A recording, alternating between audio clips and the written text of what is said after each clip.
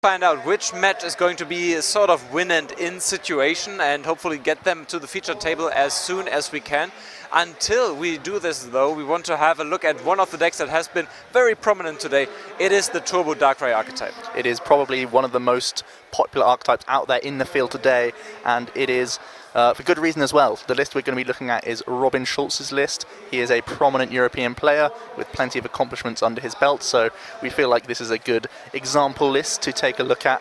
And many people are opting to bring this deck because it is such a simple archetype where you are trying to get lots of energy in play because of this guy right here. Yeah, it's Darkrai EX, and there are more Darkrai EX and GX in there, but this one is making it all happen because of the first attack, the Dark Pulse. It deals 20 damage plus 20 more for each darkness energy that you have attached to any of your Pokemon, and all the other Darkrai EX and GX make use of them or accelerate these energies. It is a very efficient attack that can ramp up into ridiculous numbers. Another great combination here is the other Darkrai, the one that we saw previously. This has been a card that really has just had a really accomplished career. It has been powerful for many a year.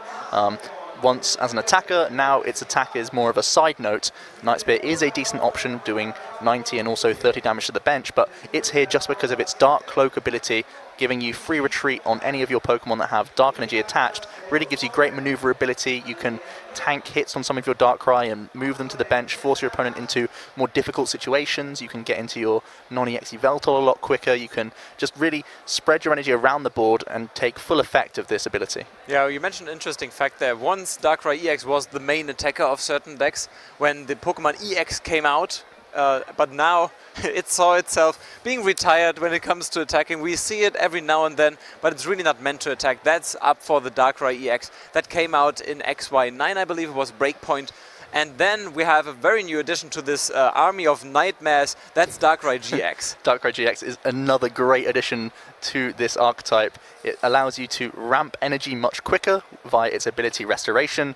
Once during your turn, if this Pokemon is in your discard pile, you may put it onto your bench and attach a Darkness Energy card from your discard pile onto it as well. So it gets himself ready to attack, but also gets more energy on the field overall for the Dark Pulse, which we've already mentioned is a very powerful option. He himself boasts two very powerful attacks. The Dead End GX attack is, as we've already seen, very powerful in combination with Hypnotoxic Laser that you'll see in this list, as well as Malamar EX as well, which can both induce status conditions and then allow you to take a knockout on anything with any number of HP. It was really good to see Malamar being relevant in the meta game, I have to admit. But Darkrai GX in a format that has Battle Compressor is of course shining, because we've seen so often that there is a Battle Compressor in turn number 1 for a Darkrai GX, for a Darkness Energy, and sometimes for a supporter card that could be recovered with a Versus Seeker. Battle Compressor being versatile as always. Battle Compressor, one of these cards that really does define the expanded format. Night March is able to function off of 4 copies.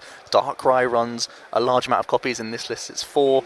Also the Turtonator Volcanion lists also love playing 1 or 2 of those, just because so many Pokemon and so many cards right now interact with the discard pile. There's a lot of ways to get energy back. Not only is the Darkrai a relevant factor, but also the Dark Patch as well. One of the most powerful cards we've ever seen, I think. It's a very powerful item card, allowing you to attach a basic Darkness Energy from your discard pile to one of your benched Pokemon. It reads very similarly to the Restoration Darkrai's ability, but it's an item card, so you can hopefully play multiple of these in a turn. That's the idea at least, and you can even reuse it with Dowsing Machine, which is also the ace spec of choice in this deck. And it's a pretty cool one also, because there's not only the 4 ofs that you're trying to reuse, like Dark Patch, you can also use some of these other 1 or 2 ofs that he plays as well to get them in the right situations. So it's a consistency card as well as another means of getting more energy into play, and that is the name of the game with Darkrai. There's so many cards in this deck and also in other archetypes that reuse cards from discard pile, so the discard pile is not there forever. There are cards to be recovered, so the Battle Compressor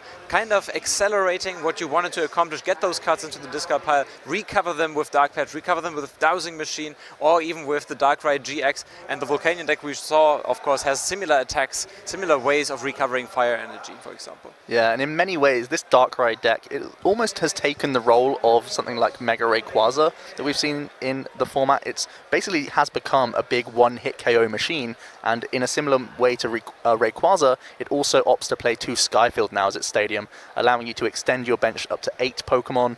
When you're using cards like Hooper EX, Shaman EX, you naturally fill your bench, and also the Darkrai GX loves coming onto the field as well. So opening up your bench, having the full 8 slots available to you, allows you to play tech Pokemon. It allows you to get as much energy around the board as possible. So even when Pokemon are getting knocked out, you're only losing, say, 20 or 40 damage that's easily recoverable by some of these cards like Dark Patch or simply manually attaching each turn. So Skyfield really does open the doors for this deck to really become a very speedy variant. Yeah, you've mentioned also the Hypnotoxic Laser. This is the variant that we are seeing here, but we've also seen the Malamar variant. What kind of variant do you like most? There are pros and cons to both. I really do like Hypnotoxic Laser because it is so fast acting, and when you're expecting mirror matches, as we've just noted that Turbo Darkrai is one of the most popular decks out there, it's really nice to get a Hypnotoxic Laser off and really take the bull by the horns really and take these big knockouts as early as possible. So Hypnotoxic Laser is fantastic for that,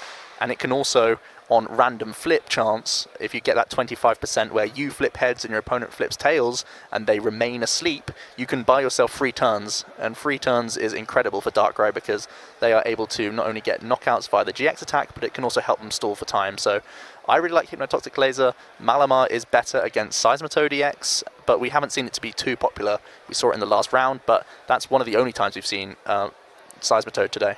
Now, as the players are getting ready, one last question. Maybe we've seen Robin, of course, doing very well today. Unfortunately, he was not able to take the win on the last round.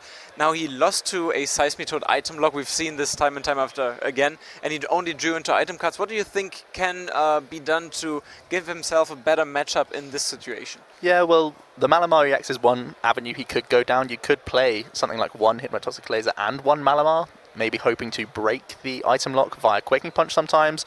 There's always Ranger, which is an option as well. Pokemon Ranger can remove the effects of attacks. That's also an option. Additionally, you can just try and get as much going as early as possible. That is the main approach that many people go for. They say, I only really need 1 turn to get everything going. And sometimes that is the case. It turned out last round that Robin didn't have optimal draws and could only get a handful of energy into play, and his board state sort of crumbled beneath him. But if you are on all cylinders, you've pretty much already got your board state going in the first turn, that you don't care about item lock on the second turn. Yeah, we'll be watching Robin and, of course, the Darkrai